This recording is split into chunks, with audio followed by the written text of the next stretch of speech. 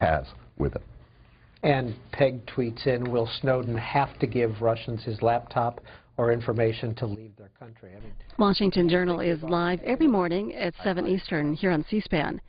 The House is coming in now for votes on amendments to the offshore oil and gas drilling bill. Pursuant to the permission granted in Clause 2H of Rule 2 of the Rules of the U.S. House of Representatives, the clerk received the following message from the Secretary of the Senate on June 27, 2013 at 5:28 p.m. that the Senate agreed to Senate Resolution 189. Signed sincerely, Karen L. Haas.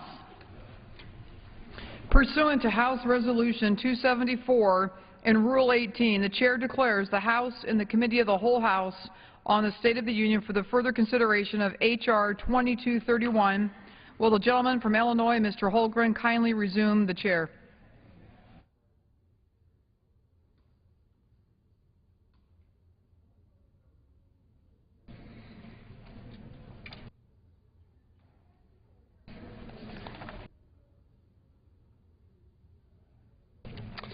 The House is in the Committee of the Whole House on the State of the Union for further consideration of H.R. 2231, which the clerk will report by title. A bill to amend the Outer Continental Shelf Lands Act to increase energy exploration and production on the Outer Continental Shelf, provide for equitable revenue sharing for all coastal states, implement the reorganization of the functions of the former Minerals Management Service into distinct and separate agencies, and for other purposes.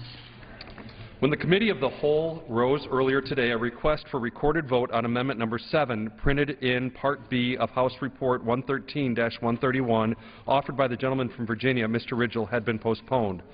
Pursuant to Clause 6 of Rule 18, proceedings will now resume on those amendments printed in Part B of House Report 113-131, on which further proceedings were postponed, in the following order. Amendment Number 2 by Mr. Hastings of Florida, Amendment Number 4 by Mr. Flores of Texas, Amendment Number 5 by Mr. Cassidy of Louisiana, Amendment Number 7 by Mr. Ridgel of Virginia. The Chair will reduce to 2 minutes the minimum time for any electronic vote after the first vote in this series. The unfinished business is the request for a recorded vote on Amendment Number 2, printed in Part B of House Report 113-131 by the gentleman from Florida, Mr. Hastings, on which further proceedings were postponed, on which the noes prevailed by voice vote. The clerk will redesignate the amendment. Amendment Number 2, printed in Part B of House Report Number 113-131, offered by Mr. Hastings of Florida. A recorded vote has been requested. Those in support of the request for a recorded vote will rise and be counted. A sufficient number having risen, a recorded vote is offered. Members will record their votes by electronic device. This will be a 15-minute vote. The House voting now on an amendment to an offshore oil and gas drilling bill. The White House has threatened to veto the legislation. Before we hear more about that, wanted to give you an update on what happened in the Senate this afternoon. After 3 weeks of debate, and with Vice President Biden presiding, the Senate passed its immigration bill by a vote of 68 to 32. Senators voted from their desks, which is a move saved for big moments in the chamber. The bill includes steps to prevent future illegal immigration and a measure to check on the legal status of job applicants already living in the U.S. And at the same time, it offers a 13-year path to citizenship for as many as 11 million immigrants living in the country unlawfully. During the final minutes of debate before the vote, Senate Majority Leader Harry Reid said he's confident that the House will pass the bill. But The Hill writes that many House Republicans are strongly opposed to a path to citizenship for illegal immigrants. Right now, the House is voting on an amendment to the measure that expands offshore oil and gas drilling. Here's more about the bill. Amy Harder is energy and environment reporter with National Journal Daily. Why has the Obama administration issued a veto threat against this House offshore drilling bill?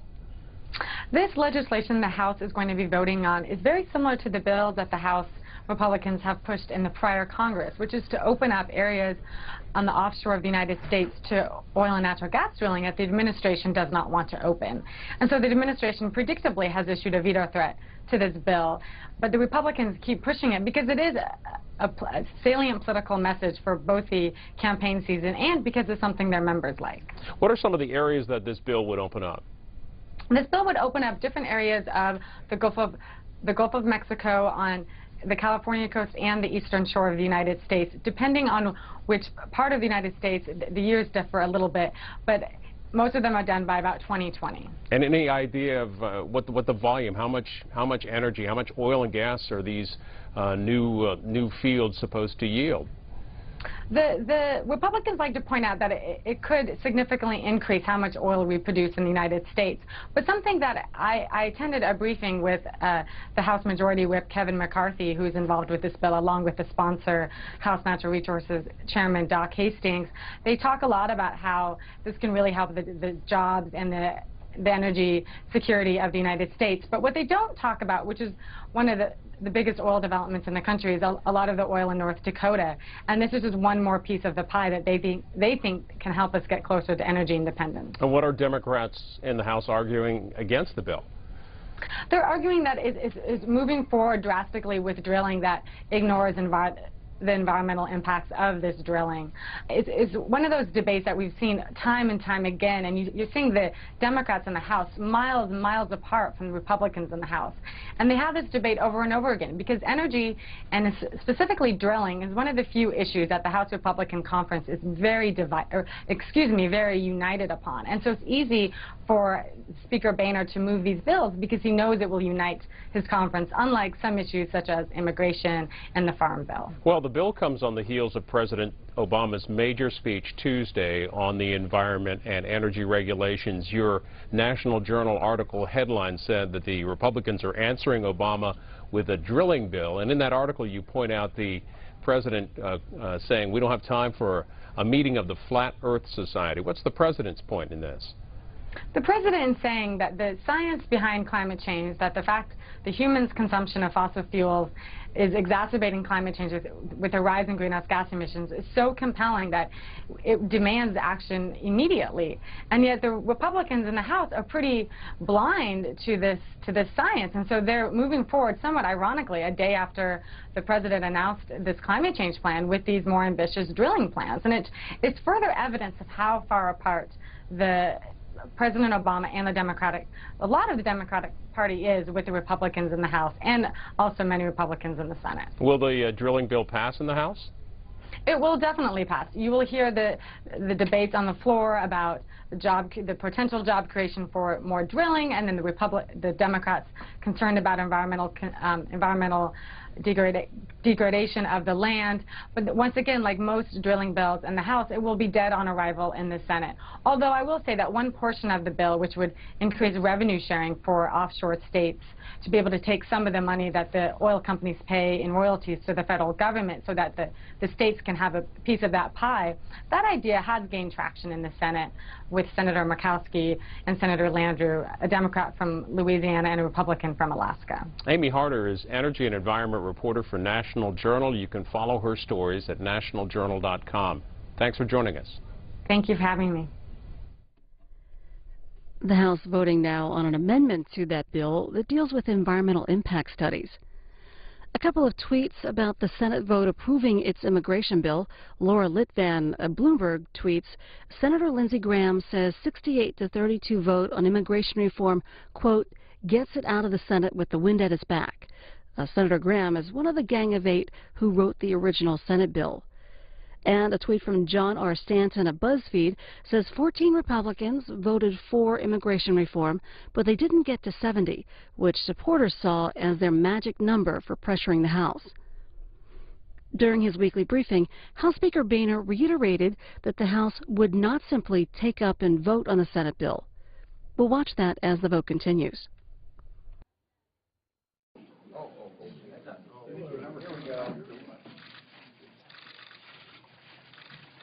Morning, everyone. Yesterday, we learned that the economy in the first quarter grew at an anemic rate of 1.8%. Another sign that the Obama economy is producing slow economic growth, high unemployment, and stagnant wages. As I said last week, this cannot become the new normal. That's why Republicans are continuing to listen to the American people and offering a real jobs plan for American families and small businesses. That's why we're passing two energy bills this week to expand energy production in North America. That's why we're fighting to make college loans more affordable for students and their families. Our jobs plan can bring us out of this new normal and deliver sustained economic growth and expand opportunity for all Americans. And it isn't just the misguided policies that are standing in our way. It's misguided leadership as well. Interest rates on student loans are about to double because the President and Senate Democrats won't resolve this impasse.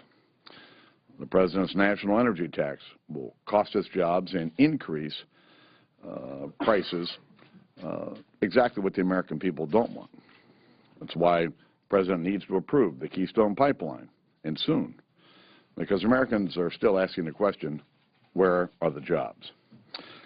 Finally, weeks ago, I, along with the leader and the whip and Chairman Goodlatte, issued a statement that I thought was pretty clear, but apparently some haven't gotten the message. The House is not going to take up and vote on whatever the Senate passes. We're going to do our own bill through regular order, and it'll be legislation that reflects the will of our majority and the will of the American people. And for any legislation, including a conference report, to pass the House, it's going to have to be a bill that has the support of a majority of our members. Listen, immigration reform has to be grounded in real border security. It's what the American people believe, and it's a principle that our majority believes in as well. Chairman McCall's done a good job passing the border security bill. Chairman Goodlatte is doing good work over in the Judiciary Committee. And if immigration reform is going to work, it's essential that the American people have the confidence that it's being done correctly. That's how the House will approach this issue. Mr. Speaker, you said a couple weeks ago to George Stephanopoulos that you believe that immigration reform would pass, and you seem more confident then than you seem now. What do you see as the path forward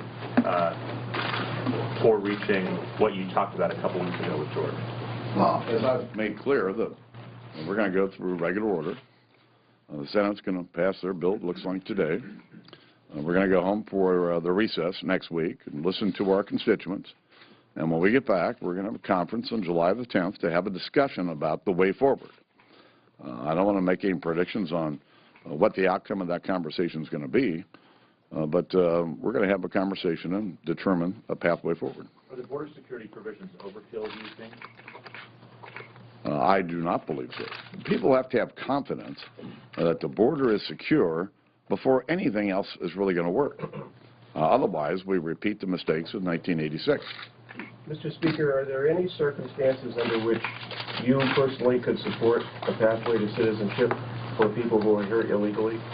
My job is to determine the policy provisions that could be in a House bill. My job, as I've told you all year, is to facilitate a discussion between both parties in terms of how we're going to deal with this issue. And I'm going to continue to facilitate that conversation. Mr. Speaker, on Syria, there are several members who have, on both sides who have resolutions and bills about Syria and whether or not to restrict the House or restrict the government from intervening in Syria. Why not bring one of those up, considering concern here on Capitol Hill about possible U.S. intervention? I think that we have, the United States has a strategic interest in what happens in Syria. We all would like to see Assad go. We'd also like to see democratically elected government there. And so for our interest and to support our allies in the region, I'm going to continue to work with the President on responsible steps that we can take to protect our interest. Why not get the House on the record, though? I mean, I know there was a debate about this in Libya 2 years ago. Why not get out in front of this and say this is the House position? I don't know that we're ready for that conversation. Because, the President's not suggested any specific steps forward at this point, and so there really is nothing yet to vote on. Yesterday, you declined to to answer in terms of next steps in the House for DOMA. Do you plan to take any action given the Supreme Court's ruling? And also, do you feel that the $2 million that was spent of taxpayers' money was worth defending the law? Well, as you're probably aware, I was disappointed in the ruling yesterday. You know, I believe in traditional marriage. But there are people on both sides of this issue with very heartfelt feelings about it, and I respect those views. I made it clear when the House took up this case that I was doing so to protect the Constitution and our system of checks and balances. The President or the Attorney General doesn't have the right to declare a law unconstitutional. Only the Supreme Court does. And so I believe that the House's actions were appropriate. The court's made its decision, and you know, I have no plans at this point in terms of how the House would move ahead on this. On the Farm Bill, do you support the notion of splitting food stamps away from the Quorum Farm Program as a possibility? There's a lot of conversations going on about the Farm Bill and a way forward. There have been no decisions. Are you still confident in a timeline that would have the House kind of wrap up its whatever you're going to do on immigration by the end of next month? Again, I think we're going to wait to see what our constituents have to say next week, have our conversation with our members, and we'll make some decisions about how we go forward. You seem a lot, you once said July is a realistic timeline. It seems to be that you're not so confident in that right now. You're reading things in what I said. Right. I want to have a conversation with our members about how we go forward. Going back to immigration also, do you personally believe that actually a bill containing a pathway to citizenship would be best for the Republican Party? Well, listen, that the long-term health of the Republican you've all Party been trying to do this all year in terms of get me to take specific positions on immigration reform. I have made it clear since the day after the election that I thought this political football should stop, and that the Congress should deal with this issue. It's not easy. If it were easy, it had been fixed a long time ago. But I do think the House and the Senate have to act, and I'm trying to do everything I can to help make sure that we act. The worst thing in the world that can happen is for me to take some specific, some provision and declare my support or my opposition to it. All that's going to do is slow down the progress. The bills that are moving through the Judiciary Committee are not getting Democratic support. You've said that this has to be bipartisan. Can the House pass something on immigration without Democratic support? Well, I think I made it clear that if we're going to do this the right way, there ought to be a majority of Democrats and a majority of Republicans in favor of it. You know, the American people have to have confidence that that we've been thorough about this and that we've done a good job with it. Because without that confidence, the trust between the American people and their government just slips. All you have to do is look at Obamacare. Rammed through the Congress with a bare minimum of votes, signed into law by the President, and the American people are in more opposition to it today than the day it was passed. That is not how we want to deal with immigration. The Democrats aren't trying. The Group of 7 immigration bill seems to be perpetually delayed. They seem to say that they're going to be releasing their bill in the next 2 weeks, and then it doesn't come out. Is it time to just move on and just start to work on this? I mean, you say that you're going to work on the piecemeal approach, but is it time to just move on? I think the bipartisan group in the House, the Gang of 7 now, they've done a lot of very good work. Now, they're hung up on a couple of issues, and I think they've acknowledged that. But I would encourage them to continue their work, because as we look for a path forward, we're going to need the ideas from both parties. Last question. Mr. Speaker, on the Voting Rights Act, Congressman Sensenbrenner indicated yesterday he'd be willing to be the lead Republican sponsor, as he was last time, on a reauthorization. Is that something that the House would consider this year, updating the Voting Rights Act as suggested by the Supreme Court?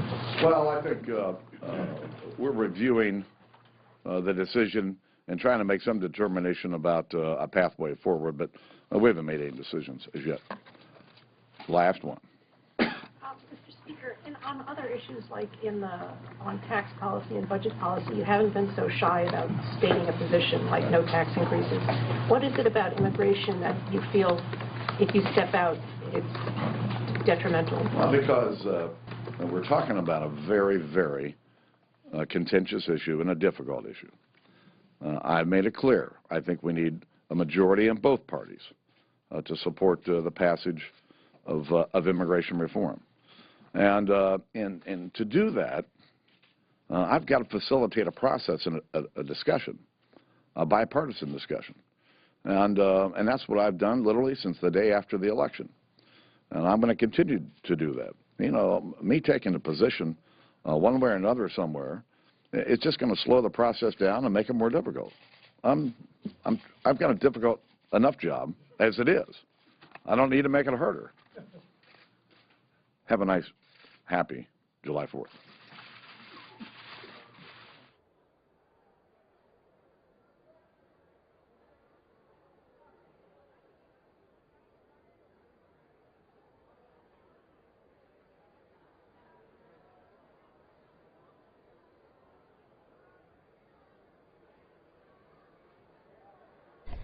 House Democratic Whip Steny Hoyer sent a tweet saying that the Senate has passed comprehensive immigration reform and it's time for the House to act. Here's Democratic leader Nancy Pelosi talking about immigration and student loan interest rates.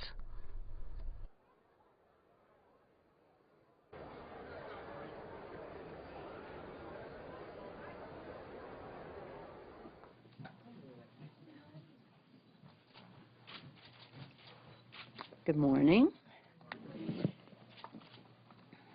Pretty soon we'll all be leaving for the 4th of July recess next week when we celebrate Independence Day. We'll also be observing health independence. This week marks 1 year since the Supreme Court upheld the Affordable Care Act. It captures the spirit of our founders, the spirit they wrote in the Declaration of Independence: life, liberty, and the pursuit of happiness. Affordable Care Act offers just that: a healthier life, the liberty to pursue a person's happiness, to be free of constraint, be job locked because they're policy locked. And so if you wanted to be a cameraman, a writer, if you want to be self-employed, if you want to be start a business, if you want to change jobs, whatever it is you want to do, you are free. You have the liberty to do. So we've had Social Security, Medicare, and now health independence. And that's something our members will take home to celebrate over this Independence Day. It's also 100 days, for those of you who were with us yesterday, with Secretary Sebelius, marking the 100 days until the beginning of the implementation of the Affordable Care Act. So we're very excited about what lies ahead for us. If you want me to, I'll go into whatever, what all the things that are already in effect to give life, liberty, and the pursuit of happiness. If you ask me, I will tell you that. But right now, bringing in the temple markers, I always like to bring in. It's 176 days since the start of the 113th Congress, 96 days over 3 months since the Senate passed a budget. Still no jobs bill, still no budget agreement. These two things are related. Those two issues, as I say, are related. We must have a budget that creates jobs, that grows the economy, that reduces the deficit, that strengthens the middle class. Republicans called for regular order, and now they are rejecting it.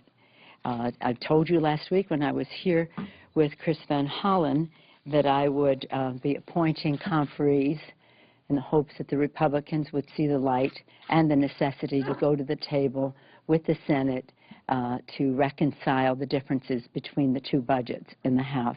I will be appointing all of the members, House members, Democrat Democratic members of the House Budget Committee, led by Chris Van Hollen, our ranking member, Allison Schwartz, John Yarmuth, Bill Pascrell, Tim Ryan, Gwen Moore, Kathy Castor, Jim McDermott, Barbara Lee, David Cicilline, Hakeem Jeffries, Mark Belkan, Michelle Lujan Grisham, Jared Hoffman, Tony Cardenas, Earl Blumenauer, and Kurt Schrader. I read these names so that you can see the magnificent diversity, gender, ethnicity, race, geography, philosophical spectrum that we have on our committee. And hopefully the Republicans will see the light soon and appoint conferees so that we can have a budget, so that we can go forward. It's really, really important. And it is, I use the, I talk about 4th of July, about the health independence, but it's also really time for us to sound the alarm. Paul Revere were here today.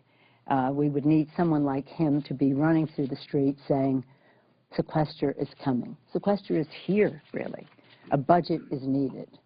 This is very fundamentally important to the success of our country, to the survival of many here, to the strength of our military, and as well as to the success of our economy. So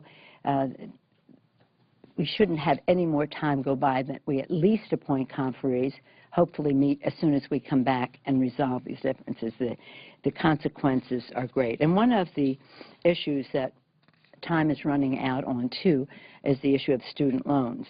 There's just 4 days left to keep college affordable for our nation's young people and their middle-income families. Without action, student loans will double on Monday, July 1st. Last week, Congressman Joe Courtney, we talked about this last week, filed a discharge petition. We have 183 members on the discharge petition. Republicans have attempted, blocked Democratic attempts to bring it to the floor 4 times. This is a matter of economic necessity for our families and for our country, for both.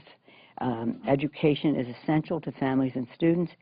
Remember this, nothing brings more money to the Treasury than the education of the American people, whether it's early childhood, K through 12, higher education, post-grad, lifetime learning.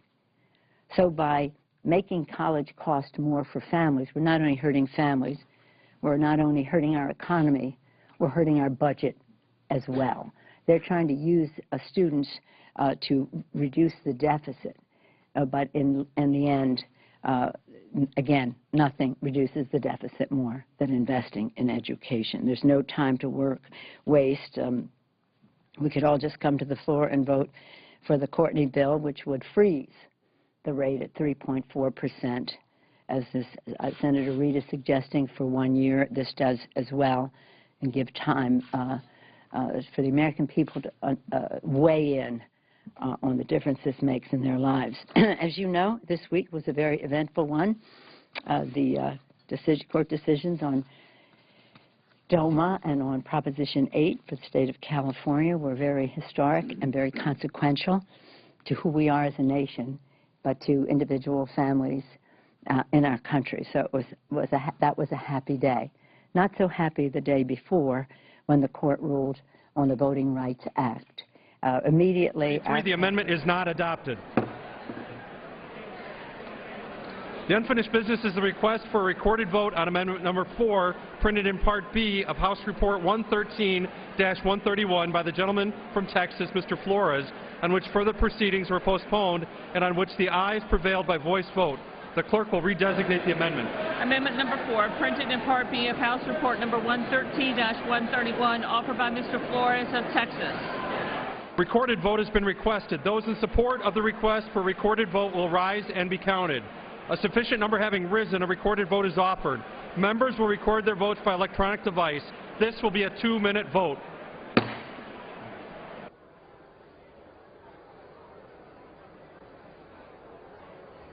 But earlier today, members passed a bill dealing with gas agreements along the U.S.-Mexico maritime boundary in the Gulf of Mexico.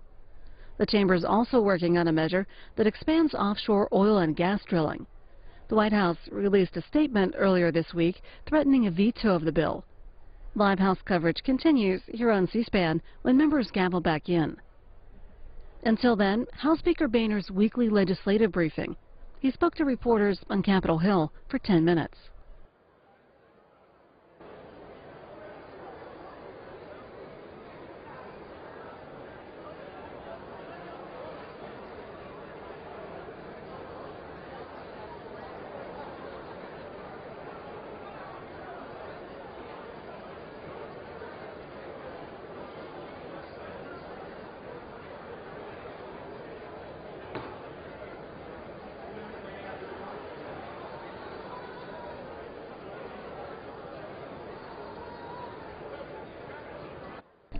The amendment that the House is voting on now deals with whether the Bureau of Ocean Energy and the Ocean Energy Safety Service participate in developing national ocean policy.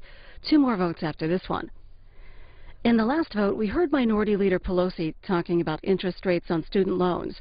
The rates on new subsidized Stafford loans are set to go up from 3.4% to 6.8% on Monday, unless lawmakers take action. Congress Joint Economic Committee estimates that the increase will cost the average student an additional $2,600. Senator Tom Harkin, the chairman of the Senate Education Panel, said none of the proposals being circulated among lawmakers could win passage, and he asked lawmakers to extend the current rates for another year when they return from the July 4th recess. We covered a hearing about this on Tuesday, which you can see at cspan.org.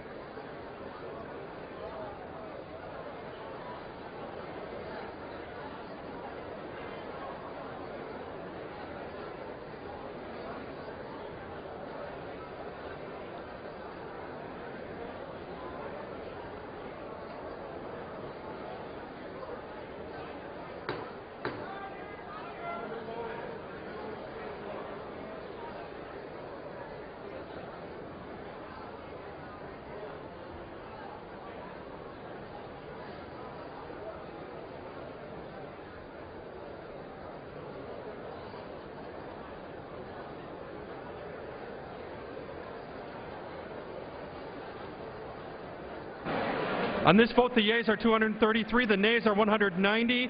The amendment is adopted. The unfinished business is the request for a recorded vote on Amendment Number 5, printed in Part B of House Report 113-131 by the gentleman from Louisiana, Mr. Cassidy, on which further proceedings were postponed and on which the ayes prevailed by voice vote. The clerk will redesignate the amendment. Amendment Number 5, printed in Part B of House Report Number 113-131, offered by Mr. Cassidy of Louisiana as modified. A recorded vote has been requested. Those in support of the request for a recorded vote will rise and be counted. A sufficient number having risen, a recorded vote is ordered. Members will record their votes by electronic device. This will be a 2-minute vote.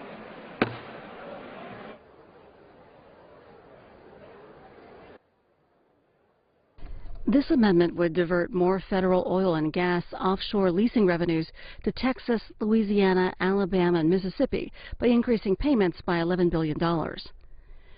With the Senate voting 68-32 this afternoon, the Senate's immigration bill now comes to the House.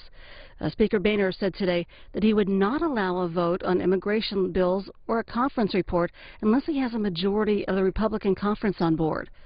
CQ Roll Call writes that it is the most unequivocal statement yet from the GOP leader that he would adhere to the so-called Hastert rule even for a bill that comes back from a conference with the Senate.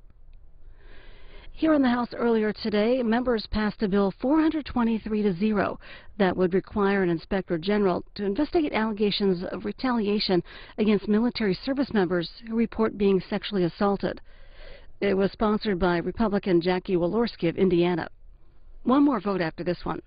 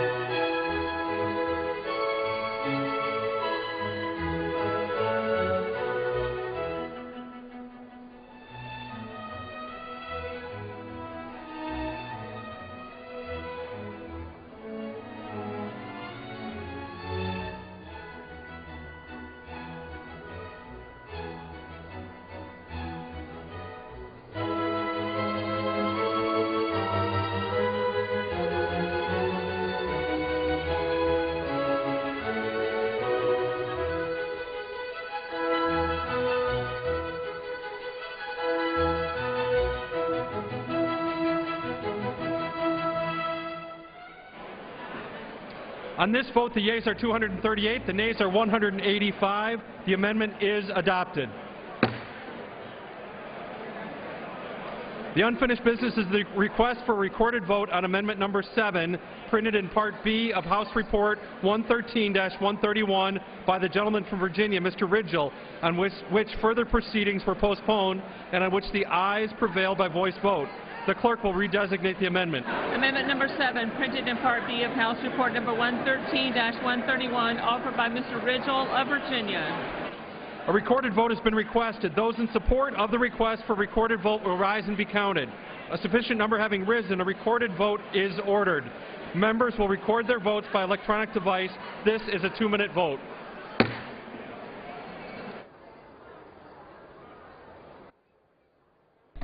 This last vote of the day on an amendment dealing with permits for seismic testing to evaluate the size of oil and gas resources located off the Atlantic coast. Up next in the House, more amendment debate on the offshore oil and gas drilling bill. The White House has issued a veto threat on the measure, and a final passage vote is expected tomorrow. Also tomorrow, we'll have live coverage of Senator Rand Paul at a GOP barbecue in South Carolina. That'll be at 6:30 Eastern here on C-SPAN. And on C-SPAN 3 tomorrow, a panel hosted by the U.S. Institute of Peace with young Afghanis talking about their country's future. That'll be live in the morning at 10:30 Eastern.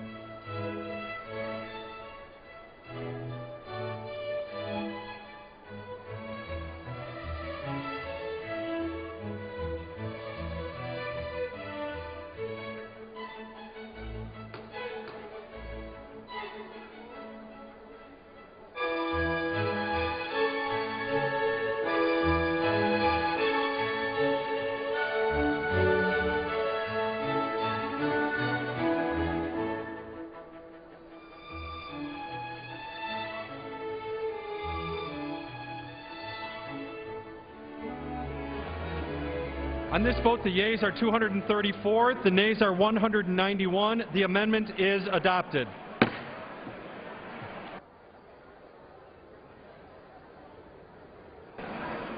For what purpose does the gentleman from Washington seek recognition? Mr. Speaker, I move the House do now rise, or committee rise. The question is on the motion that the committee rise. All those in favor say aye. All those opposed say no. The ayes have it. The motion is adopted. Accordingly, the committee rises.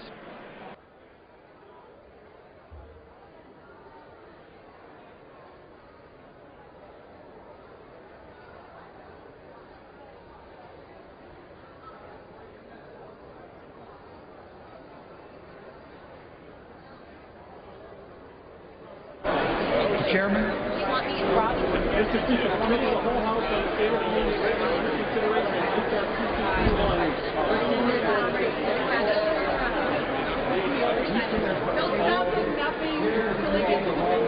House on the State of the Union reports that committee has had under jurisdiction H.R. 2231 and has come to no resolution thereon.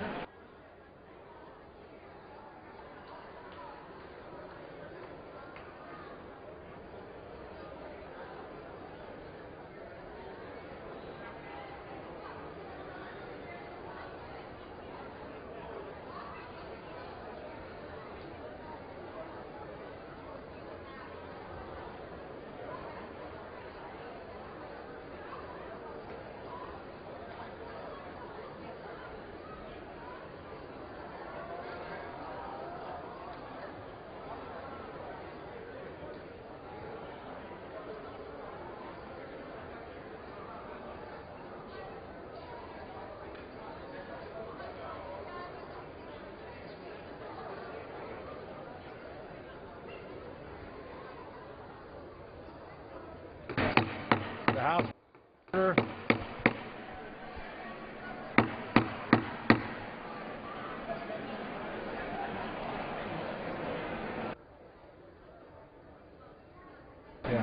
The House will be in order.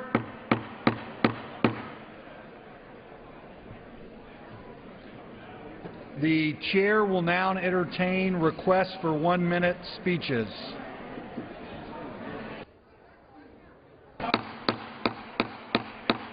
The House will be in order.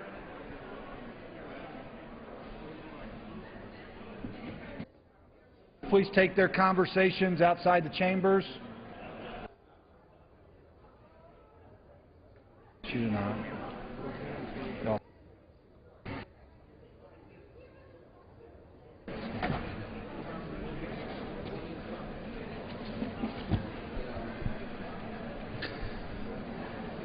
For what purpose does the gentlelady from North Carolina seek recognition? Unanimous consent to address the House for 1 minute, Mr. Speaker, but the House is not in order. The House will be in order.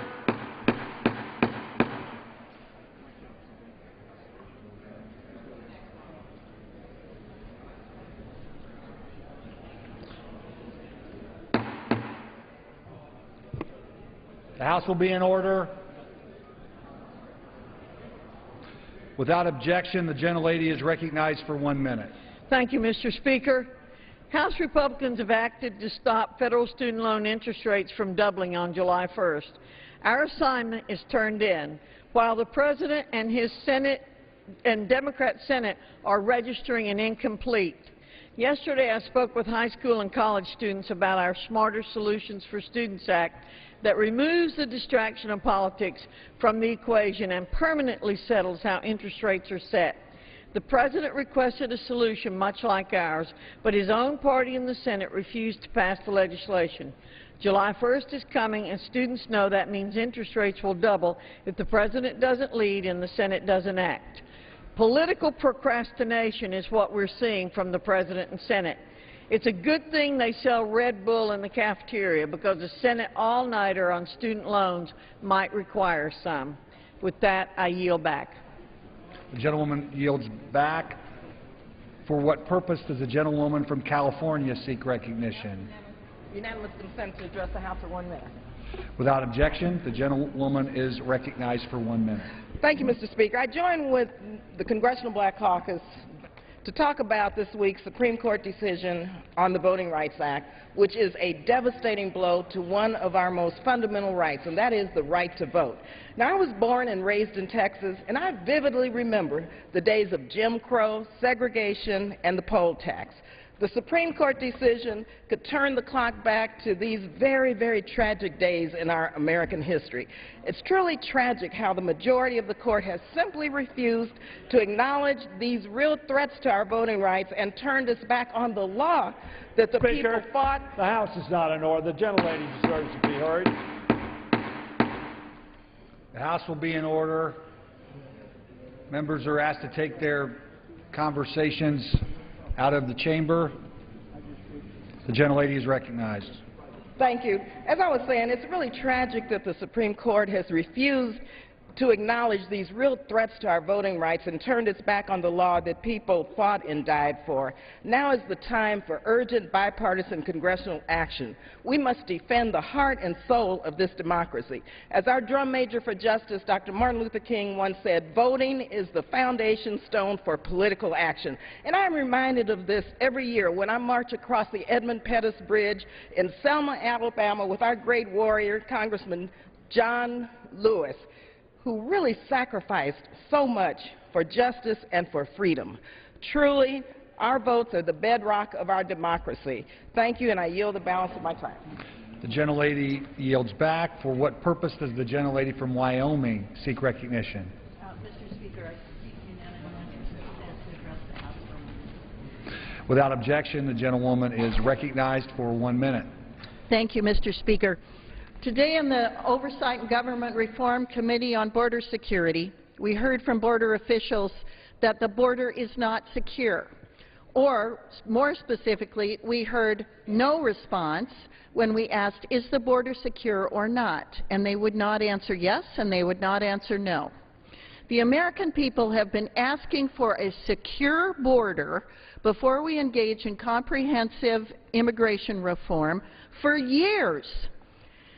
And the fact that this administration, and quite frankly, previous administrations have not secured the border, makes it premature to address the Senate bill here in the House. Comprehensive immigration reform must be preceded by a secure border. Mr. Speaker, I yield back the balance of my time. The gentlelady yields back. For what purpose does the gentlewoman from Illinois seek recognition? Without objection, the gentlelady is recognized for 1 minute. Thank you. Thank you, Mr. Speaker. I rise today to urge my colleagues to right a shameful wrong committed by the Supreme Court and update the Voting Rights Act to restore an essential protection against voter discrimination. By gutting the Voting Rights Act, the Court greatly dishonored those who fought and died to protect the rights of the disenfranchised who continue to face pervasive voting discrimination. Recent efforts in parts of the country to impose voter ID laws, limit access to early voting, and gerrymandered districts that hinder the minority vote serve as irrefutable proof that voter discrimination remains a real threat to our democracy. The Voting Rights Act prevented discrimination in these cases, something it can't do as it exists now. We must immediately act to fix the gaping hole in this vital protection of the right to vote. Each day that passes without a strong Voting Rights Act is another day justice is deferred. We have a moral imperative to act swiftly in a bipartisan manner to get this done. I urge my colleagues to act now. I yield back. The gentlelady yields back. For what purpose does the gentleman from Indiana seek recognition? Without objection, the gentleman is recognized for 1 minute. Mr. Speaker, earlier this week, the Supreme Court made a decision that threatens the right to vote for millions of Americans. With this misguided decision, Mr. Speaker, leaders in states with a history of discrimination can proceed unimpeded with plans to obstruct the civil rights of American citizens. Whether through gerrymandering or voter ID laws like the one in my home state of Indiana, efforts are being made to restrict voting rights of minorities, low-income families, and seniors.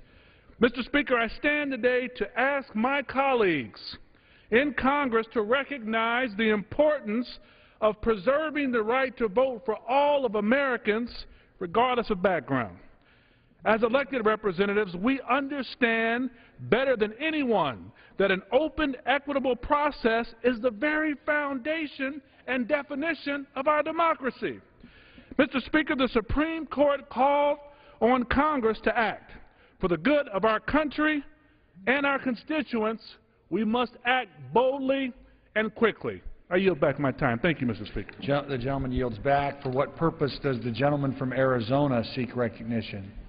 Georgia. From Georgia. Gentleman from Georgia. Mr. Lewis. Thank you, Mr. Speaker.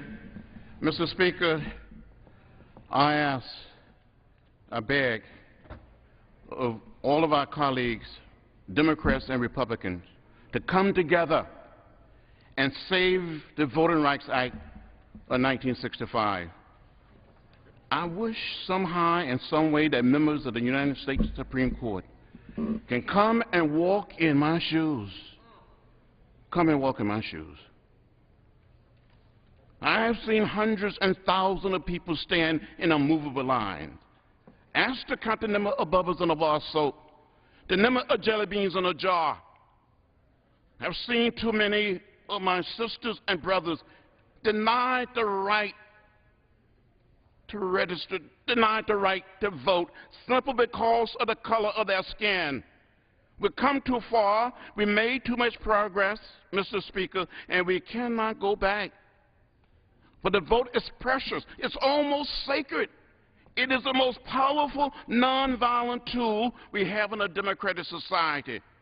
And no one, but no one, African American, Latino, white, Asian American, Native American, should be denied the right to participate in the democratic process. So let's come together and do what we should do and what another generation of elected officials did.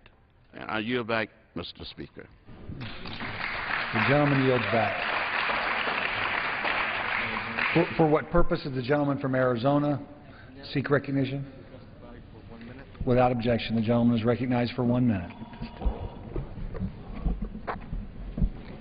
Thank you, Mr. Speaker. I'm deeply discouraged that as we face the impending doubling of interest rates for student loans, that House leadership will send us home tomorrow without a solution. More than 7 million students, former students and their families in the United States, including more than 450,000 in my home state of Arizona, rely on these loans to help pay for college.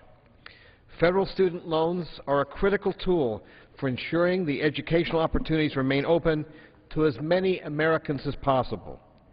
Higher education is a critical economic engine for my state and for the nation. Workers aged 25 and older with a bachelor's degree, we know, earn 63% more than those with a high school diploma. These differences will only increase as the world economy becomes more competitive and technologically advanced. I urge my colleagues on both sides of the aisle to stay here, not go home tomorrow, but to stay here and work together to prevent student loan interest rates from doubling in 4 days. D-Day is July 1. And we must act now to support the aspiring young Americans to get their college education. Thank you, Mr. Speaker. I yield back. Yields back. For what purpose does the gentleman from Michigan arise? Without objection, the gentleman is recognized for 1 minute. Thank you, Mr. Speaker. I appreciate the opportunity today to do a little bragging. About Baldwin Street Middle School, who came to visit me today from Hudsonville, Michigan. And they came to brag about their excellence and success as being designated a school to watch. That's a national program that goes in and identifies middle schools around the country who are very focused on innovation and success, but also improvement. Every single day they are going into that building as administrators and as teachers to improve not only the students but themselves. And I think that is what we need more of here in education in the United States. They were also very proud to know that I had a staff member, Nate Bolt, who was an alumni of that middle school. They were very, very proud to see him and the success that he's been able to have. So again, I just want to congratulate Baldwin Street Middle School in Hudsonville, Michigan, for their dedication to the students of the 2nd District and their willingness to put the students and innovation above any of themselves as they serve our community. Thank you, and I yield back. For what purpose does the gentleman from Arizona, or Nevada, pardon me, Stephen, seek recognition? I ask for unanimous consent to address the body for 1 minute. Thank you. Without objection, the gentleman is recognized for 1 minute. Thank you, Mr. Speaker, and let me just say it's good to see the freshman class president from the other side at the Speaker's podium this evening. Mr. Speaker, on Tuesday, the Supreme Court struck down critical parts of the Voting Rights Act, and I, like my colleagues, am disappointed, deeply disappointed in this decision. Justice Scalia said the Voting Rights Act is, quote, a racial entitlement. Well, voting is not an entitlement. It is not a racial entitlement. It is a right for every eligible voting age citizen. It is an American entitlement. Voter suppression tactics have become more sophisticated, but they have not disappeared. The Voting Rights Act blocked more than 1,000 voting law changes between 1982 and 2006. And last year alone, the Voting Rights Act stopped a voter ID law in Texas and a Florida law that eliminated early voting days. Now it has fallen to Congress to safeguard our most sacred right, and I will work with anyone from either party who understands the need to protect this fundamental right. I urge this body to work together to fix the Voting Rights Act, and I yield back my time. The gentleman yields back. For what purpose does the gentlelady from Alabama seek recognition? 1 minute. Without objection, the gentlelady is recognized for 1 minute. Mr. Speaker, I stand today and join with my colleagues in expressing my deep disappointment in the Supreme Court's decision on the Voting Rights Act. I stand not just as a member of Congress, but the member of Congress that represents Selma, Alabama. Not only a member that represents Alabama, but also a member and a native of Selma. I can tell you that as I think about the Edmund Pettus Bridge each and every time I go home, I think about John Lewis and so many foot soldiers that dedicated their lives for the right to vote. I know that I would not be able to stand in this well had it not been for their fight. So I implore my colleagues, we as elected officials cannot afford to not protect the right to vote. You know, it is a sacred right to vote. And I think that the only way that we, with dignity, can continue as elected officials is if we protect each and every person's right to vote in America. So I implore us to work together to figure out a coverage formula that will work. I also urge all of us to remember what it's like to see John Lewis in this well. John Lewis is the face of voting rights in America. I ask us to work together to figure out a formula to protect the right to vote. Thank you. The gentlelady yields back. For what purpose does the gentleman for Louisiana seek recognition? To address the House for 1 minute. Without objection, the gentleman is recognized for 1 minute. Thank you, Mr. Speaker. We've had reports that HHS Secretary Sebelius has been soliciting funds from private companies to go and promote the President's health care law. In fact, there's a committee in Congress that's investigating these reports and how it would either potentially break the law or clearly violate ethics laws. In addition to that, now we're seeing reports that the Obama administration is pressuring the NFL and the NBA to go and promote their health care law. It is unethical for the Obama administration to pressure organizations that they regulate to try to promote their policies. And so if Secretary Sebelius or any other federal administrator is using their power in their regulatory structure to go and pressure organizations to promote their policies, they need to stop it right now, Mr. Speaker, and we need to continue in the House our oversight investigations into any kind of unethical activities like those that are being reported. Yield back the balance of my time. Gentleman yields back. For what purpose does the gentlelady from New Hampshire seek recognition? Council, 1 minute. Without objection, the gentlelady is recognized for 1 minute. Thank you. Education is the key to prosperity in this country. Families know that. That's why they save up for college for their students. But the cost of college has become so expensive that they've had to borrow money. Now, the interest rates are absolutely ridiculous, but they're about to get even worse on July 1st because Congress has not acted. Families across our country, and in my state of New Hampshire, are depending on Congress to fix this problem. We cannot allow these rates to double. These families cannot afford that. I am calling on Congress to stay here until we settle this, to think about those families across this country and put off that vacation, stay right here and work it out. Thank you, and I yield back. The gentlelady yields back. For what purpose does the gentleman from Texas seek recognition? Address the House for 1 minute. Without objection, the gentleman is recognized for 1 minute. Thank you, Mr. Speaker. My friends across the aisle, obviously concerned about the Voting Rights Act, Section 4 being struck down.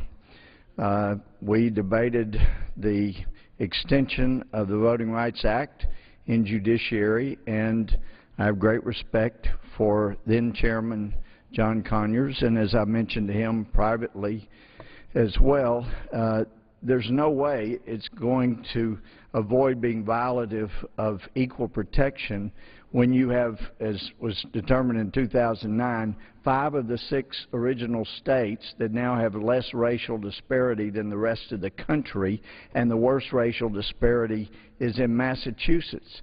You can't just cram a punishment down on states just because you have a majority when great work has been done by the Voting Rights Act. It has done a good thing, and it was time for a new formula so we could capture the states that showed such a racial disparity.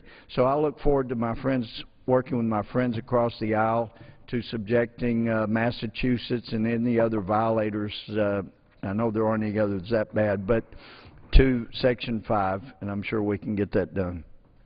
The gentleman yields back. For what purpose does the gentleman from Missouri seek recognition? For 1 minute, revised and extended my remarks. Without objection, the gentleman is recognized for 1 minute. Mr. Speaker, my first babysitter was the Reverend Noah Albert Cleaver, my great-grandfather.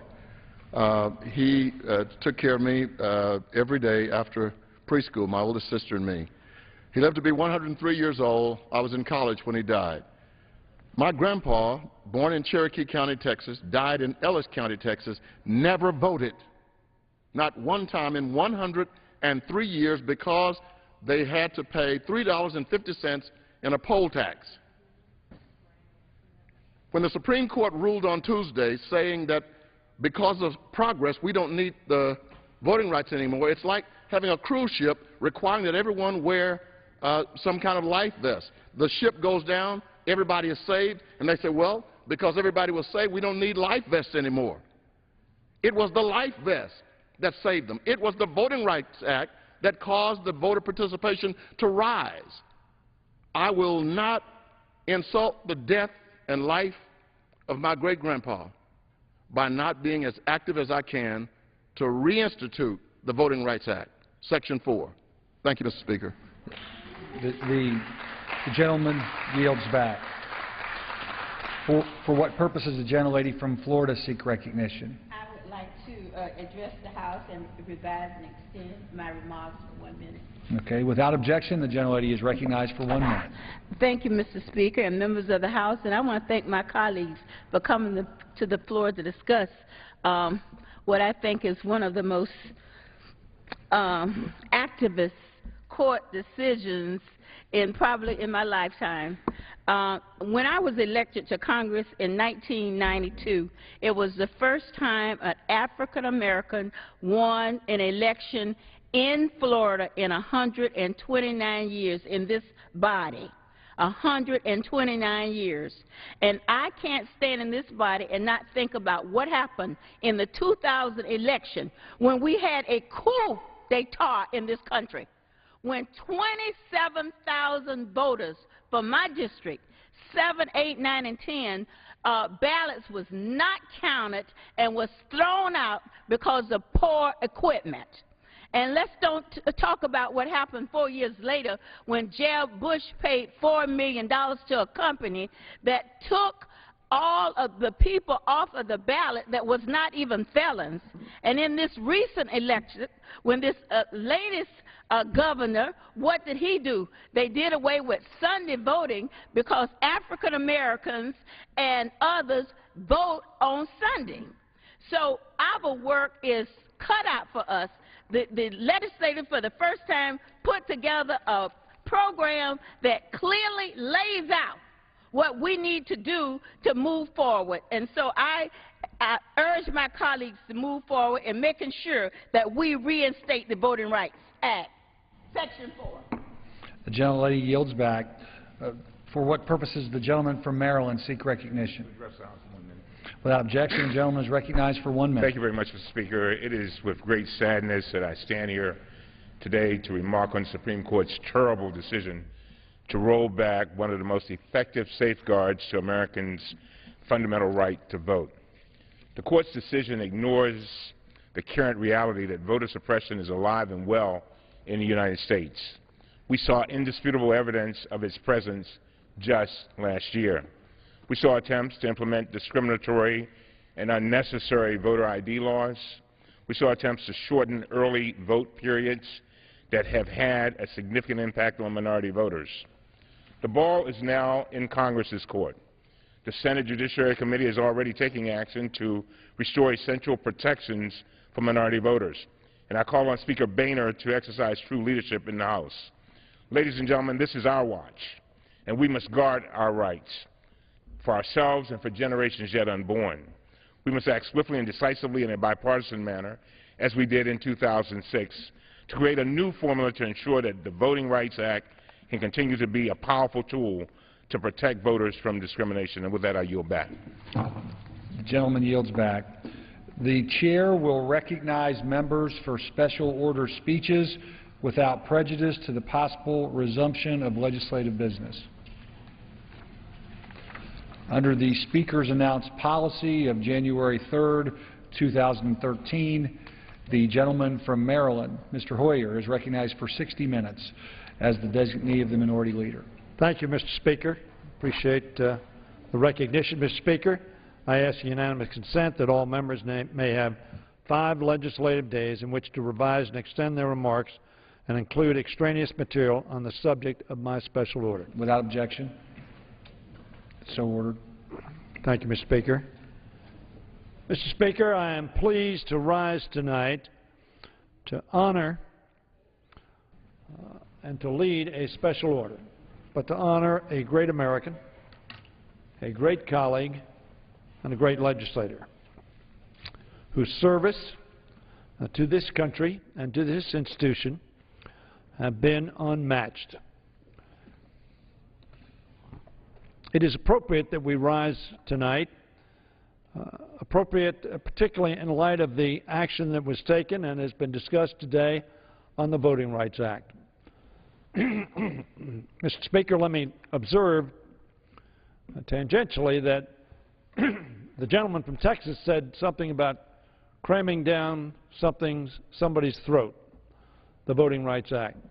I will remind my colleagues that it was passed 388 to 23 in this House and 98 to 0 in the Senate in 2006. Let me say we honor a man tonight who not only voted for the Voting Rights Act in 1965, but has voted for every reauthorization of that act since that time. John Dingell came to Congress as a member in 1955, winning a special election to fill the seat held by his father, John Dingell Sr., who himself served from 1933 to 1955. John Dingell and his father have represented the people of southeastern Michigan in this House for 8 decades. What an extraordinary testimony to the faith of their voters in the constancy and loyalty of their representation. But very frankly, ladies and gentlemen, John's story in Congress actually began earlier than 1955. It really began in 1938, which is to say, John Dingell, a year before I was born. And I'm one of the older members. He came here as a young House page. Now, we don't have pages anymore, but nearly all of us remember seeing the pages. Wide-eyed, sitting along the desk up front, sitting in the back, listening to speeches and watching floor proceedings as they waited to carry messages. That was John Dingell 3/4 of a century ago. The House of Representatives has been part of his life, and he has been part of it for 75 years.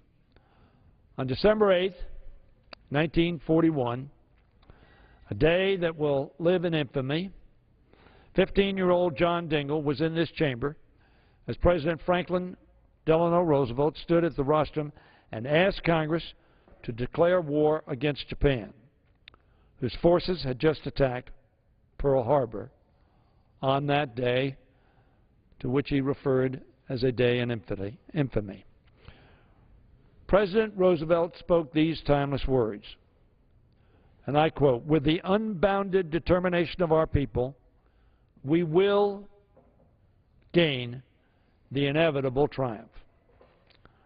Throughout his time in this House, as a page, as a son of a congressman, as a member himself, as a committee chairman, and as a leader on issues of national importance, John Dingell has taught us who have served with him that America's triumph is only inevitable if we bring to bear the unbounded determination of which President Roosevelt spoke.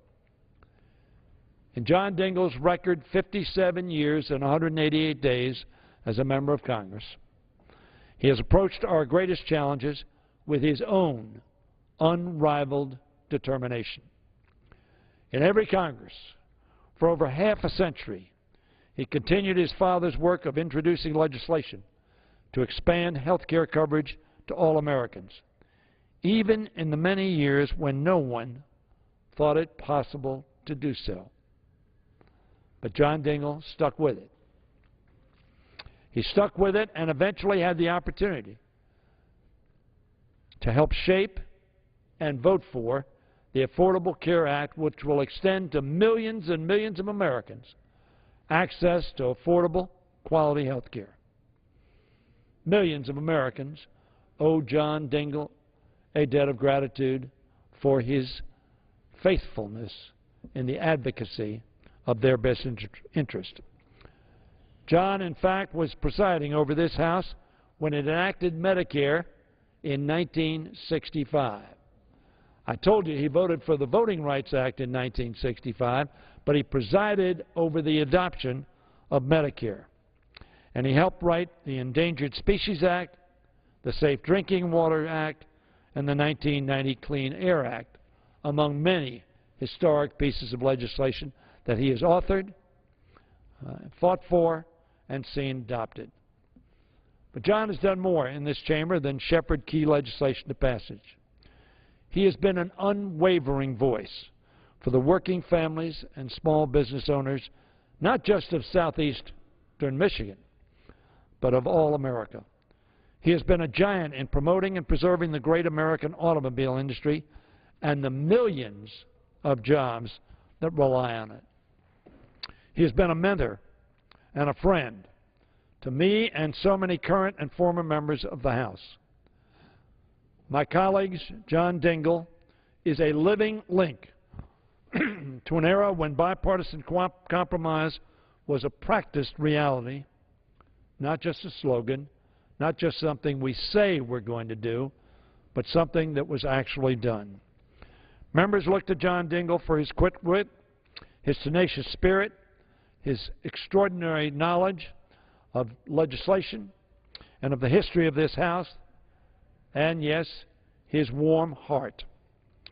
John loves this House and has always worked to preserve its collegiality and its good order.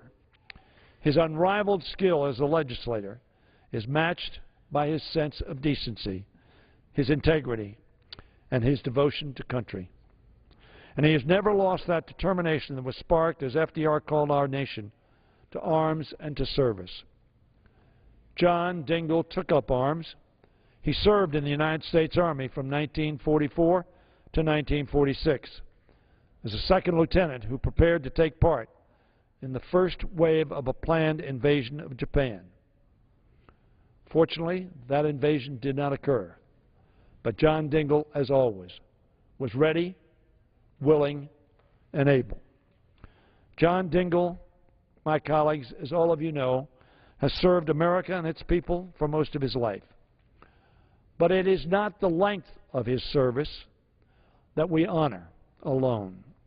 It is, even more importantly, the quality of his service, the depth of his commitment and the strength of his character that we honor tonight, and John Dingell that we honor always. We are all better represented because of his example.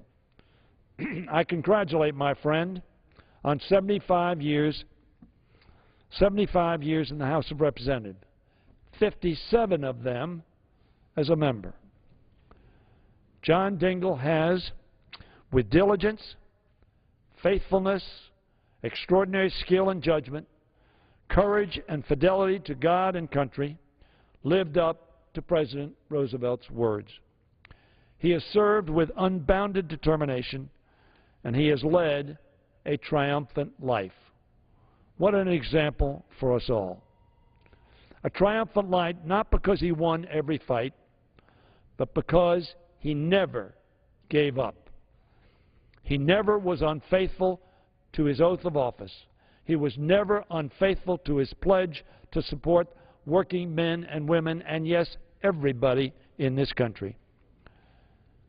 My colleague's John Dingell today is much like Tennyson's Ulysses, who said, "We are not now that strength which in olden days moved heaven and earth.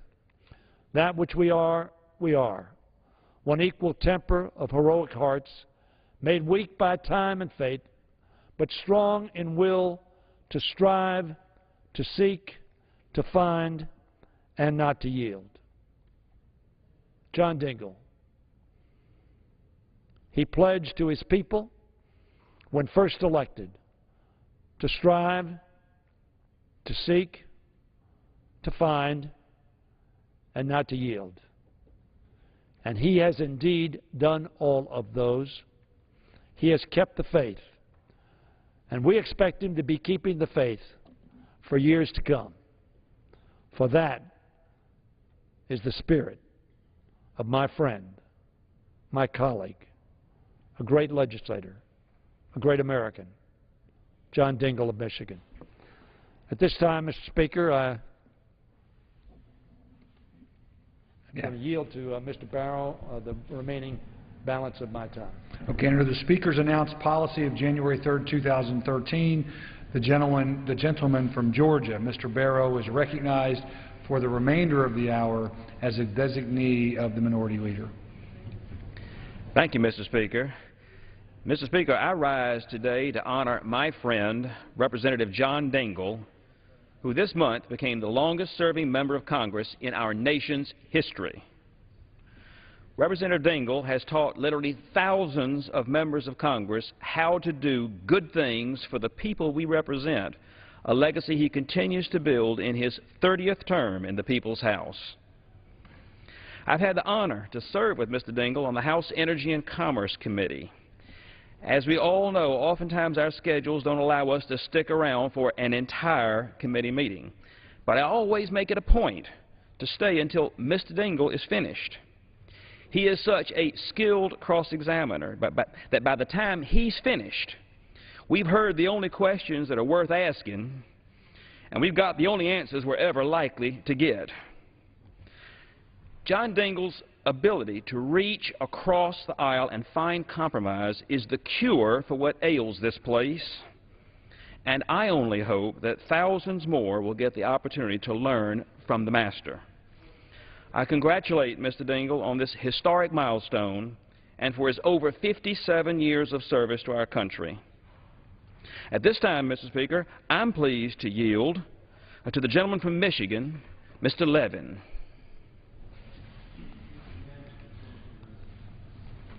Without objection. You want it? Well, right after Gene Grant. Mr. Dingell, there are many aspects of life that I could comment on. For example, friendship. Our families have known each other, well over 75 years. Going back to the relationship between your father and some of my relatives. It's been a long time. And I could talk about the friendship between yourself and your wife Debbie and our family for part of that time. I could also talk about your accomplishments, and there have been so many. I remember when I first came how we worked to clean up the Rouge River. And without your efforts, I think today it would be more like it was than it now is. We could talk about health care and your historical role. We could talk about broader issues of clean water and clean air. We could talk about your devotion to the auto industry of this country and what would have happened all these years except for your dedication. And there are more accomplishments that I could talk about. But instead, let me just say a few words about what struck me as you spoke a few weeks ago, was it? As we were celebrating your tenure. And you spoke at some length. The rumor is that Debbie a few times said, cut it a bit shorter. But you went on. And the reason I think you did is what I want to speak about. You began to talk about your years here, not in terms of the number of years, but what you have seen about this institution. And I think all of us who were there were glad that you continued to talk, because you've been here 55 years as a member, and you've seen the changes. You've seen how there was a greater sense of working together in this place. You saw and were a key part of sure differences, and with you sometimes sharp questioning. But there was a greater feel of common purpose in this unparalleled institution. And you spoke how we have lost some of it. So that's really what I wanted to focus on.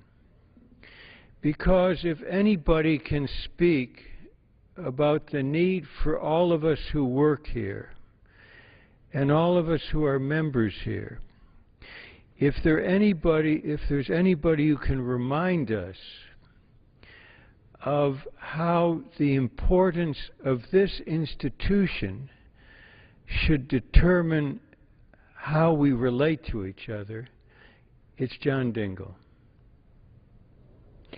And I must confess, as I listened to your words, I felt that there had been something lost, and that you reminded us it was vital that we regain.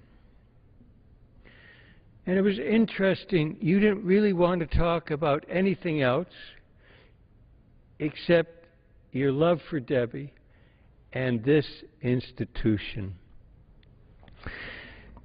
So you, in a sense, are Mr. Institution. And your belief in it, your belief in our need to remind ourselves as to how we must try to work together, how we must try to relate, how we must try to take our basic principles, and you really have them, but to use them not as a wall, but as an opportunity to proceed. So we owe you a lot. Your constituents owe you a lot, though you'll deny it. But all of us, I think, owe you immensely for the years you have served here, for your dedication, for your honesty, but for your reminding people in this institution why it was founded. In that sense, I think you are the exemplar of what sparked this creation in its first place. Keep going. Keep reminding. And I hope we'll begin to follow better than we have. I yield back. I thank the gentleman. Mr. Speaker, at this time, I am pleased to recognize the gentleman from Texas, Mr. Green.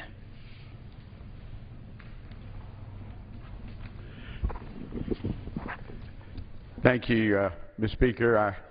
Members, I rise tonight to honor a man that I'm proud to call a good friend and a mentor, John Dingell.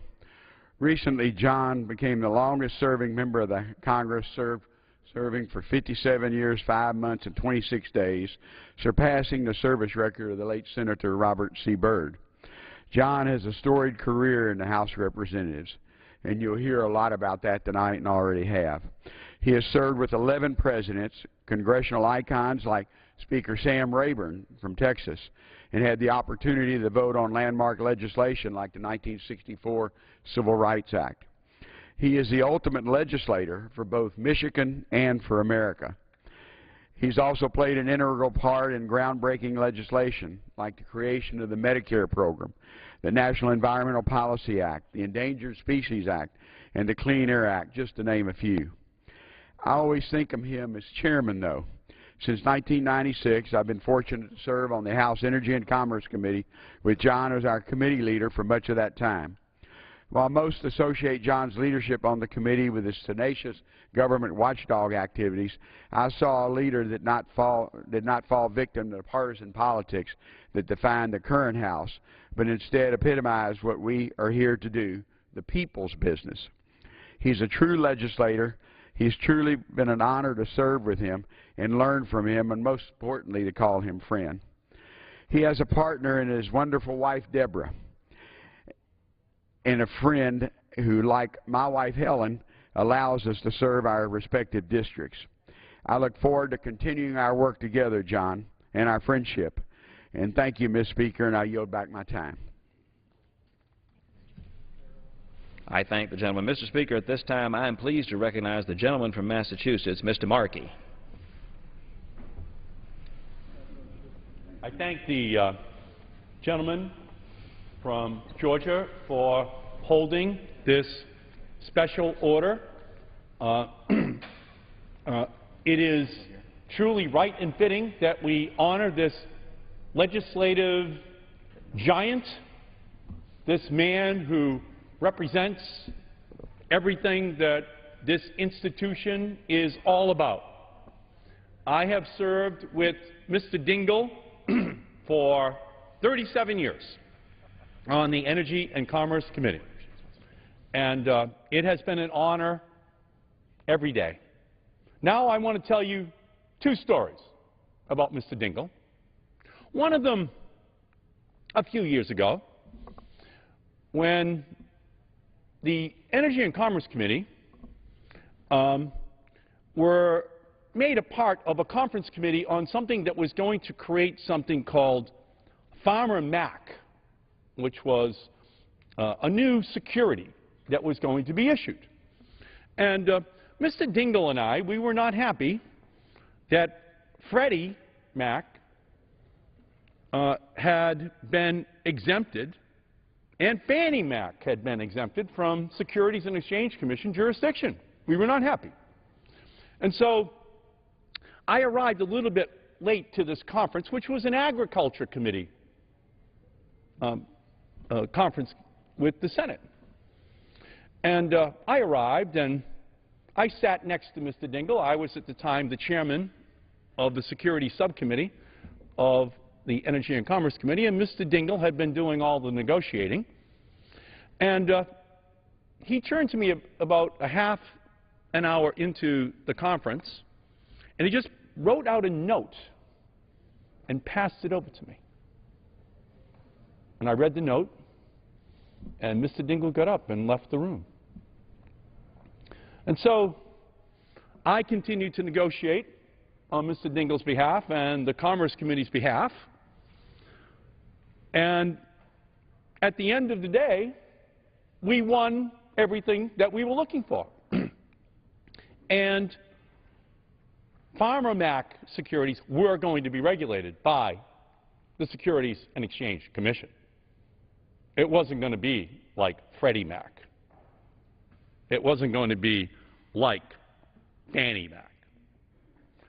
And so, at the end of the conference, I just took the piece of paper, I crumbled it up, and I threw it into the waste paper basket, and I walked out of the conference room. And so, it was about an hour later, we're out here on the House floor, and Kika de la Garza, who was the chairman of the Agriculture Committee, he came over to me, and he had the piece of paper that was crumbled, and he had actually gone into the waste paper basket to see what was on the note that Mr. Dingell had passed to me. And here is what the note said, as Kika de la Garza is reading it to me. It said, Mr. Markey, we have just won the first 2 out of 3 issues with the Agriculture Committee. Do not give an inch to them on the 3rd issue. And we did not. And Chairman de la Garza, he looked at me and he said, you Commerce Committee guys, you're not like the other people here in the House. And that was John Dingell. It was an important issue. It was ensuring that the Securities Exchange Commission would, in fact, monitor these securities. And by the way, would we not have been better off all along than allowing these agencies to escape the scrutiny, which they deserved? And so that then brings me to the second little story, which is that the 7 most feared words ever uttered in Congress are words uttered by John Dingell as a witness is sitting at the table waiting for questioning. And those 7 words are, those feared words are, I am just a poor Polish lawyer. Because that is the beginning of a very bad day for a witness, as Mr. Dingell asks for explanations on detailed questions without any mercy showed to an unprepared witness. And so for me, it's an honor to be here to honor John Dingell, who is still at the top of his game, still able to perform those same types of cross-examinations of witnesses as they tremble, knowing that this legislative giant is about to cross-examine. And so I thank him for his service.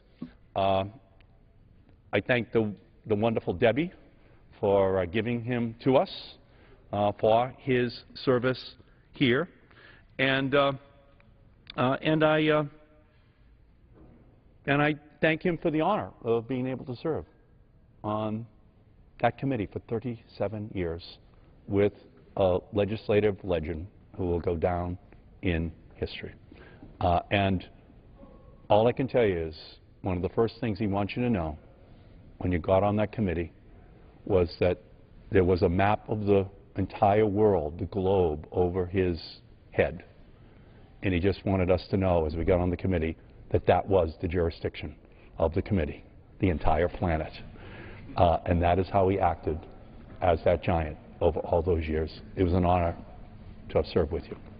I yield back to balance my time. The chair will receive a message. Mr. Speaker, a message from the Senate.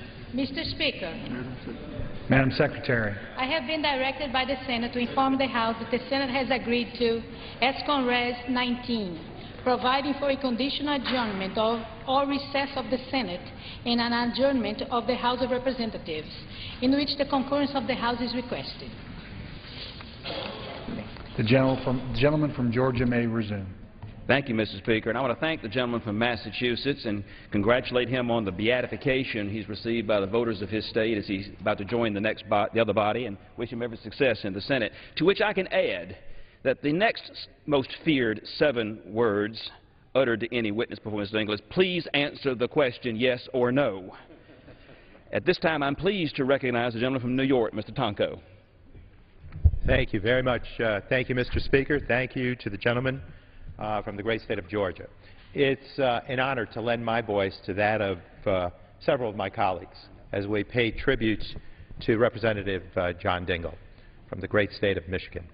I am only in my third term in the House of Representatives, so I can't profess to have known John Dingell for that great a time compared to most of my colleagues who have known this great gentleman for quite some time.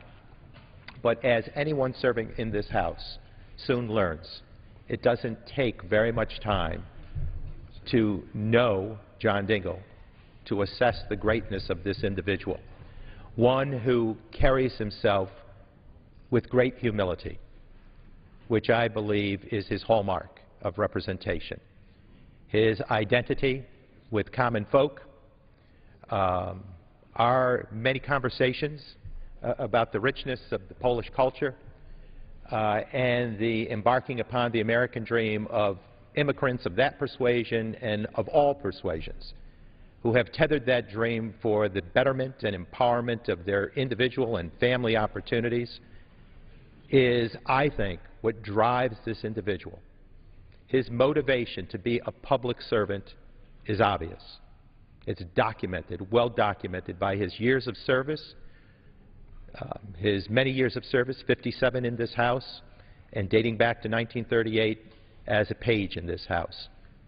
His service to this nation through the military, all of that driven, I believe, by the great deep-rooted sense of opportunity that is borne by this nation to many of those immigrants who traveled here and then developed that dream through generations to follow. John Dingell is a person of greatness, a person who is an institutional member of this House, one whose institutional memory with so many issues in this House is called upon time and time again.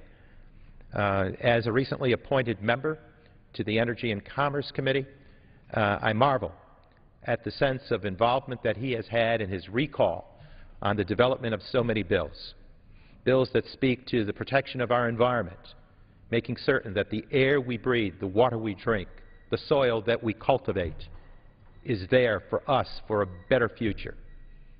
That resulted from John Dingell's passion.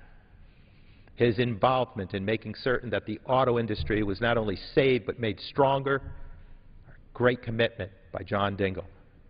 His incorporation of the many acts of concern and compassion for those who require access and affordability to quality health care, well documented again, driven by the roots established by his dad that enabled him to bang that gavel when we were passing the Affordable Care Act in 2010.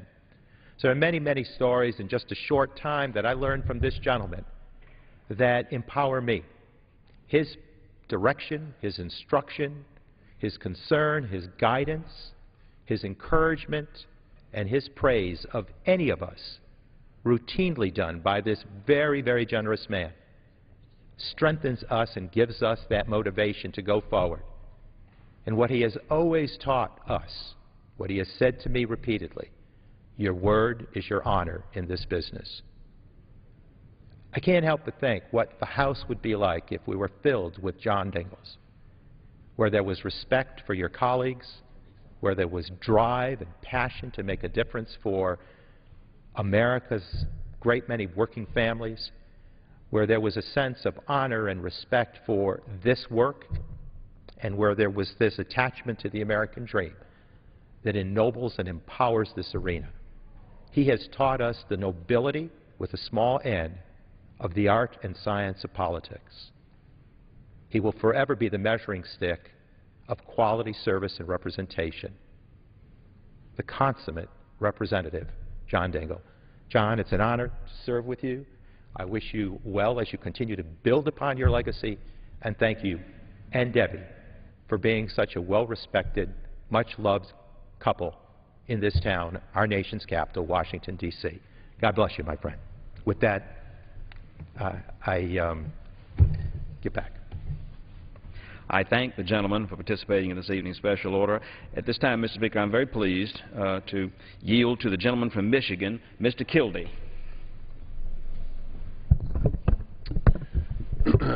Thank you for yielding, and let me just say that while we are obviously here to give honor and recognize the service of Mr. Dingell, the honor, at least from where I stand, the honor is really all mine to be able to participate in this moment, Mr. Speaker.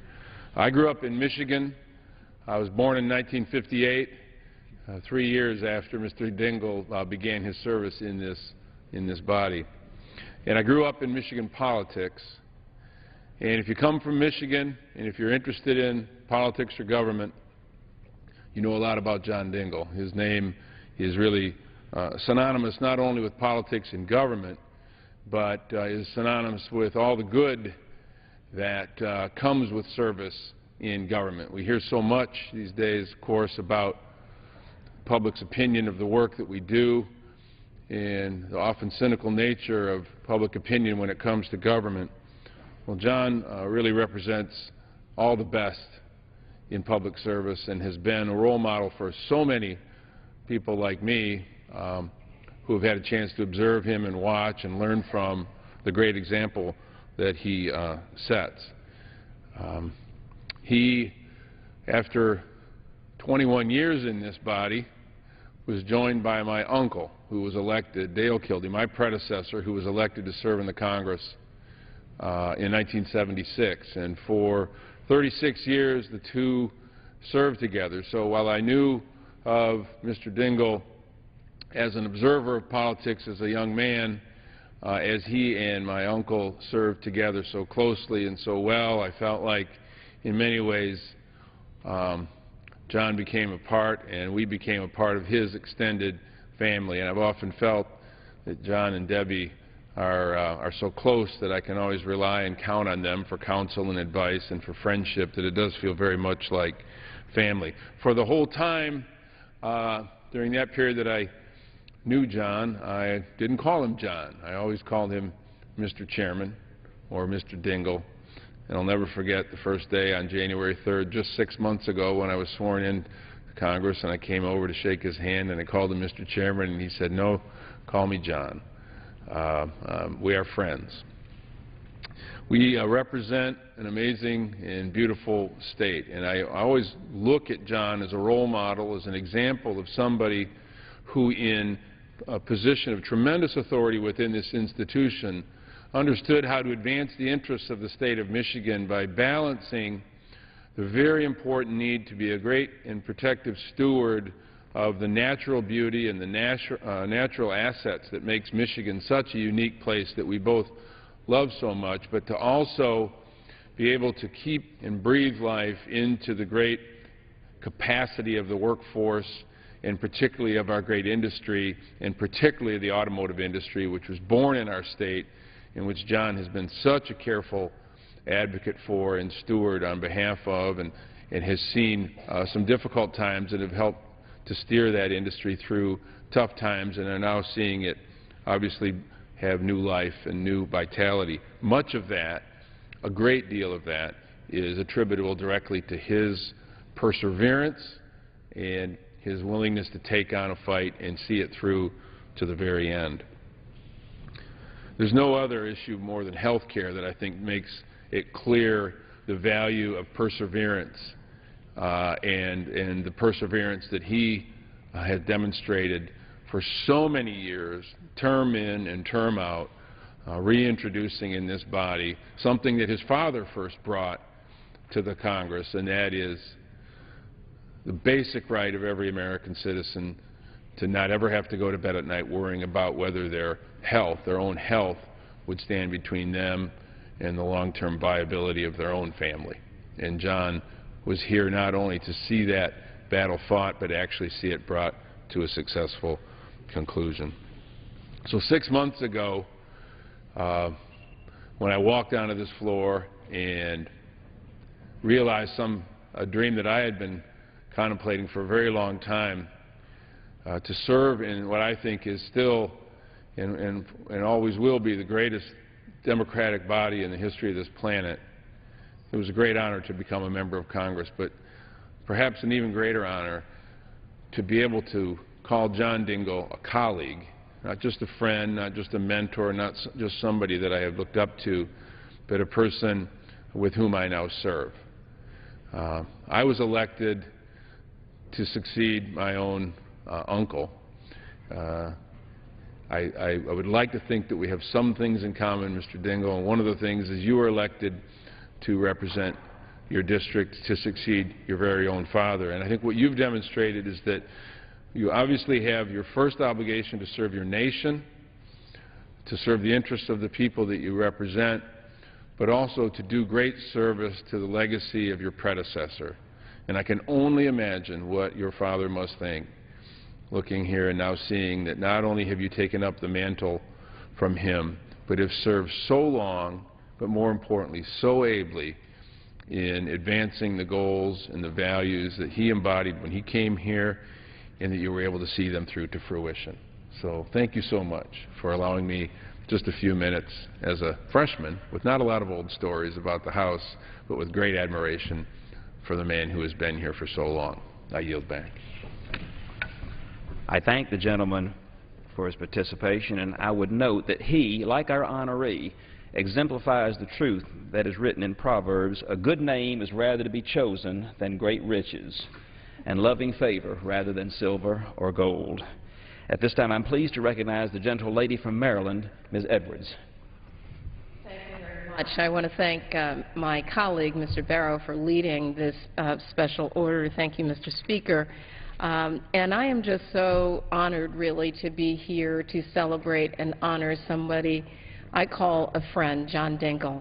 And I notice as we're talking here today, and as so many have approached the podiums, that everyone who approaches says, John Dingell, my friend, my colleague, my mentor, someone I look up to, someone I respect. And I'd just like to say to my good friend from Michigan that I can't really change those words because they echo my own sentiments. I want to share with you, and so many of us have talked about the long legislative legacy of John Dingell. And as I sat here, Mr. Dingell, I thought, well, I too, when you came into Congress, I had not been born yet. It was about 3 years before I entered the world. When you took that courageous vote in support of the Voting Rights Act and civil rights, I was 6 years old. I recall at the time, living here in the Washington metropolitan area, that my father and mother used to bring us to this Capitol almost every Sunday after church. And they'd bring us, we'd run up and down the east front of the Capitol, we'd picnic on the west front of the Capitol.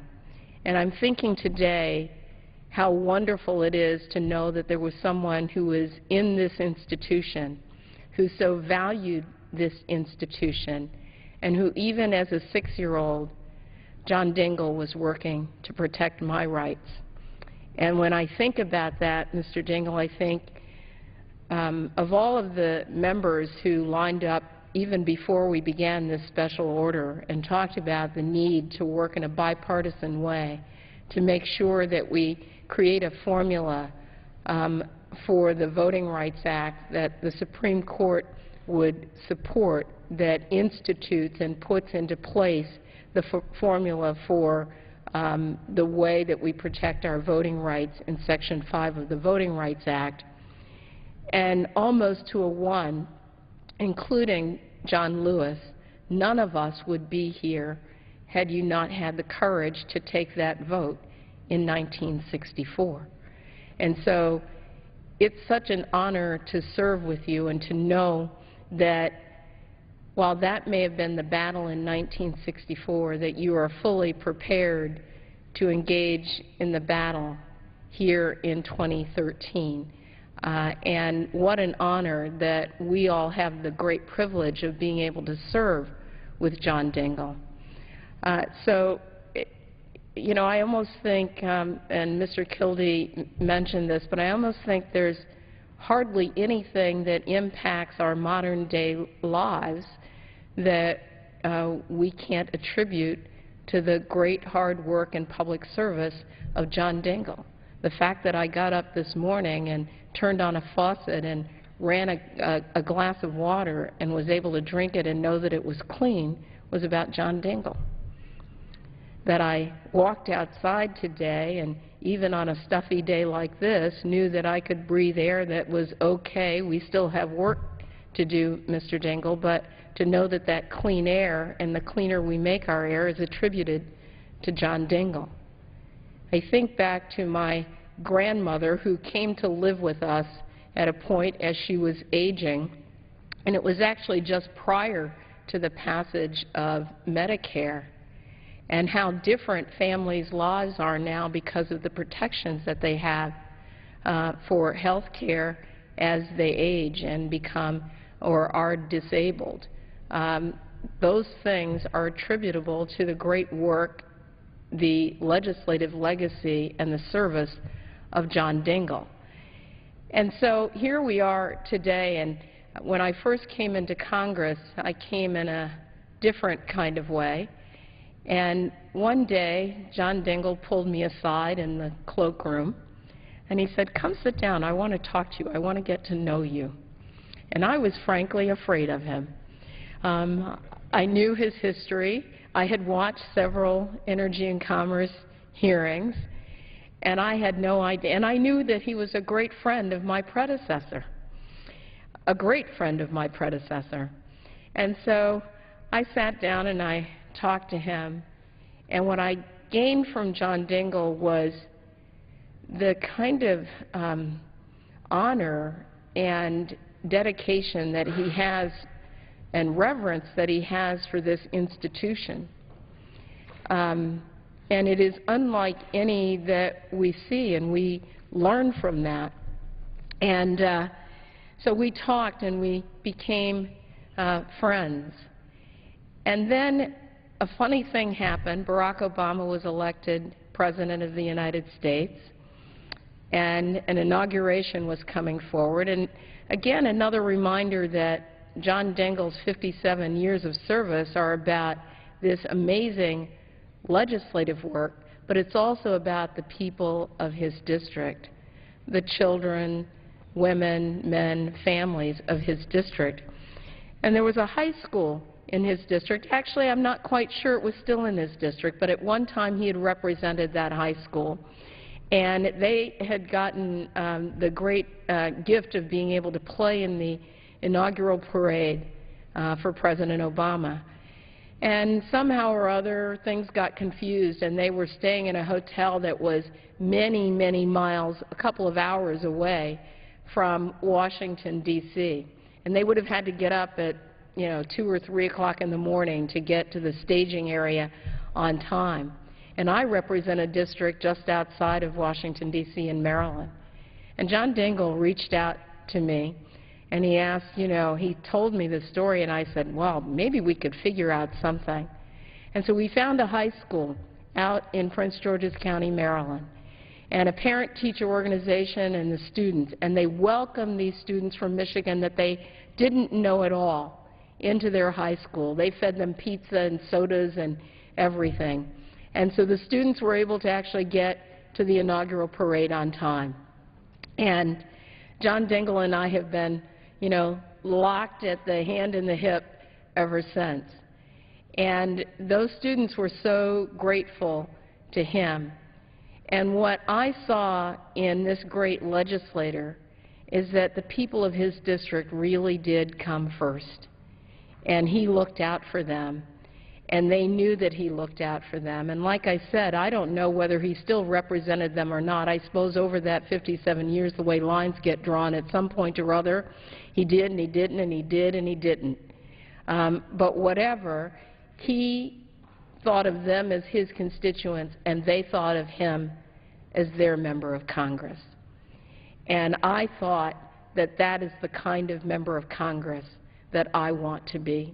And I think there are so many of us who serve in this institution who really do value it and who listened, who really listen to the message that John Dingell gave us about the need to work together and to preserve and protect our democracy by working in a kind of way that gives value and service to all of our communities and to this great nation.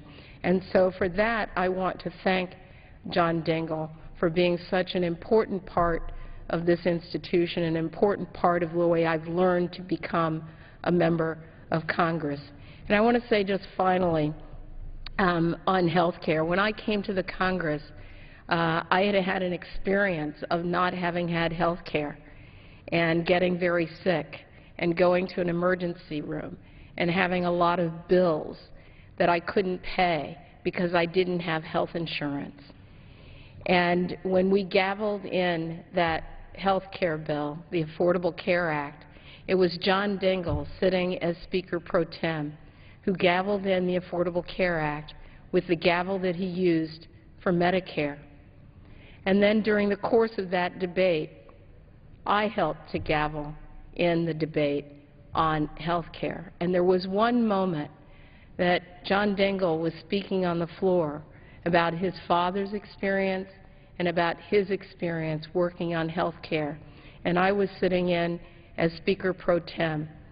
And Mr. Dingell, I will never forget that picture because for me it was what we do as legislators, but it also felt very personal. And it felt so wonderful to know that in your service you never stopped, not a single day of the 57 years, to make sure that millions of Americans like me could have health care that was quality and that it was affordable and that it was accessible.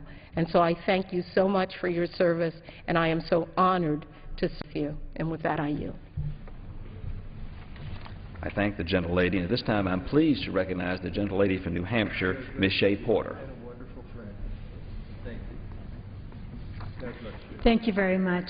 And I would like to add my voice to the others here speaking about this wonderful man, John Dingell, who I'm sure right now is quite embarrassed as we talk about him because he has a great deal of humility, which is rather unusual here. So he stands out for that. When I first won election in 2006 and I came in early 2007, I knew about John Dingell. I had taught politics and history. I knew his great reputation as a legislator. I knew a lot about him. But what I didn't know about him is what I want to talk about. When I first arrived, you hear a lot of people call him friend because he has a gift for friendship. He uses the word my friend all the time, and you believe him. He really has a gift for friendship. So he said, sit down here, my friend, and I sat and I talked to the great John Dingell. And he asked me about me instead of telling me about him. And I, too, was pretty overwhelmed at the idea that I was going to be this wonderful man's colleague. And he's taught me a lot through the years. But anytime you want a little bit of wisdom, we know you can just go sit with John Dingell. He sits there very quietly, but people come to him. If you just want to have a quiet chat, John Dingell is available. If you want to remind yourself that civility exists here in this chamber, sit next to John Dingell because he's always civil. He's polite, he's intelligent, he's warm, and he cares about the people. Now, he's done a wonderful job representing Michigan, but he's also done a wonderful job representing New Hampshire and every other state in the country. And through his legislation, we are so much better. But through his presence here, we as members of Congress look better too.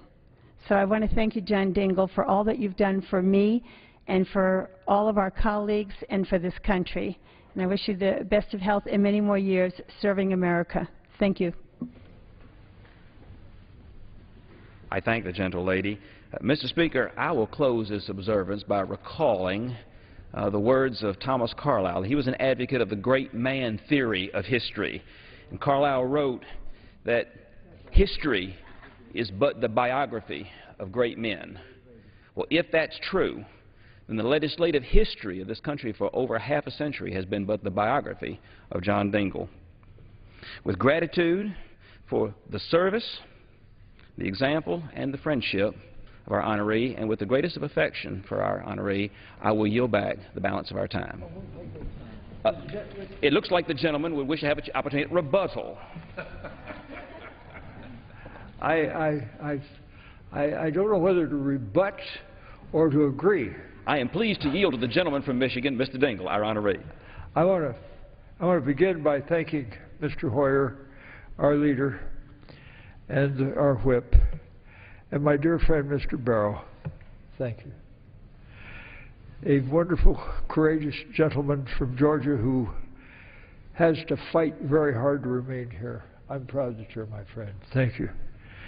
And you, Dan Kildee, you bear a great family name. Your uncle was my dear friend, and I'm satisfied that he is going to be very, very proud of you, and I'm grateful for your friendship. And I want to thank my old friend Gene Green of Texas for his kind words about me. Wonderful man, has a wonderful wife, is concerned with and cares about people. And I want to say how much the remarks of my colleague from Maryland, Donna Edwards, meant to me. Donna, you're a wonderful lady. There's a story about her. I worked awfully hard to see to it that her predecessor was able to stay here. But by golly, she was so good that he never stood a chance in spite of everything I could do to save him. But she has made me proud that she's here. And she's a great lady and full of goodness. And the story she told about the kids was just a story about her goodness, because she saw to it that these wonderful young people had a place to stay here during the president's campaign, when they were going, or president's inauguration, when they were going to play and march in the parade. And I want to say to my old friend Sandra Levin how grateful I am to him. Our families have been friends and have a history that's interwoven of affection and friendship going back into the 1920s, when I was just a glint in my dad's eye. I want to also say to Mr. Markey, our colleague who is going to be leaving us, how much we have cherished his friendship and his valuable service on the Commerce Committee, and how proud I am of his service. He and I have had the opportunity of engaging in some fights over the jurisdiction of the committee when they were trying to raid the Commerce Committee. And we found, guess what? When the fight was over, every time that he and I were involved in it, we had more jurisdiction than we'd had when we went into the fight. And you, my wonderful friend, Carol Chief Porter, what a wonderful lady you are. And how proud we are that we have a friend like you here, and who cares about people and who works so hard for them. And I'm proud of the words that you did say. And my Polish colleague, Paul Tonko from New York, us Polacks, and I'm very proud to be a Pole, are very, very concerned about loyalty and friendship and about homes. And he certainly exemplifies that and the goodness. I'm proud of the little things I've been able to do while I've been here. And I'm prouder even still more of the people that I've been able to serve and to help. And I'm very grateful for the friendship of the people of Southeast Michigan. The legislature has redistricted me so many times that they can't find a place now that they can put me that I haven't served before. So I have a great deal to be grateful for. My father was a wonderful public servant, and he taught me that we here are public servants. We're not the masters of the people, we're their servants. And this is reason for us to be particularly proud, because that is the highest calling of all. So to you, my colleagues, who have so graciously and kindly made this rather embarrassing evening possible for me, I express to you my thanks and my gratitude for your friendship, and for reminding me that there still is the wonderful warmth of friendship and goodness in this institution. The lovely Deborah, my wife, and I thank you for your friendship and kindness, and all the other colleagues who we are serving with now, and those whom we've served with before who are no longer with us. We're grateful to them, and we're proud This is the greatest nation in the world. We're part of the greatest experience and the greatest experiment in the history of mankind, an experiment in government, which gives equality and opportunity to all of us.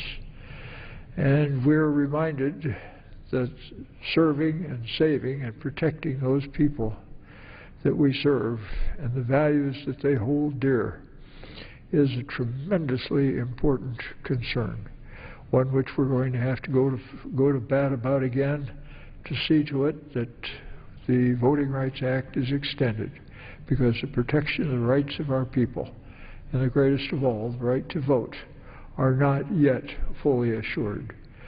So to all of my colleagues tonight who've been so gracious and kind to me, I express to you my thanks and gratitude. It's a privilege to serve with you. It's even a greater privilege to have you for friends and to have you be people up to whom I can look for your goodness and decency and concern, and for the service which you so gladly and generously give to the people of the United States and the people that you represent in your different districts. Mr. Speaker, I thank you for your patience, and with that I yield back with great gratitude to my dear friend and from Georgia, and with my thanks to all of my colleagues who have spoken excessively kindly about me tonight. And with that, Mr. Speaker, we yield back the balance of our time. The gentleman yields back, and it's been an honor. The chair lays before the House a privileged concurrent resolution. Senate Concurrent Resolution 19, resolved that when the Senate recesses or adjourns on any day from Thursday, June 27, 2013, through Friday, July 5, 2013, on a motion offered pursuant to this concurrent resolution by its majority leader or his designee, it stand recessed or adjourned until 12 noon on Monday, July 8, 2013, or such other time on that day as may be specified by its majority leader or his designee in the motion to recess or adjourn, or until the time of any reassembly pursuant to Section 2 of this concurrent resolution, whichever occurs first, and that when the House adjourns on any legislative day from Friday, June 28, 2013, through Friday, July 5, 2013, on a motion offered pursuant to this concurrent resolution by its majority leader or his designee, it stand adjourned until 2 p.m. on Monday, July 8, 2013, or until the time of any reassembly pursuant to Section 2 of this concurrent resolution, whichever occurs first. Section 2. The majority leader of the Senate and the Speaker of the House, or their respective designees, acting jointly after consultation with the minority leader of the Senate and the minority leader of the House, shall notify the members of the Senate and House, respectively, to reassemble at such place and time as they may designate if, in their opinion, the public interest shall warrant it. Without objection, the concurrent resolution is agreed to, and the motion to reconsider is laid upon the table. For what purpose does the gentleman from Michigan seek recognition? Mr. Speaker, I move that the House do now adjourn. The question is on the motion to adjourn. Those in favor say aye. Those opposed say no. The ayes have it. The motion is adopted. Accordingly, the House stands adjourned until 9 a.m. tomorrow.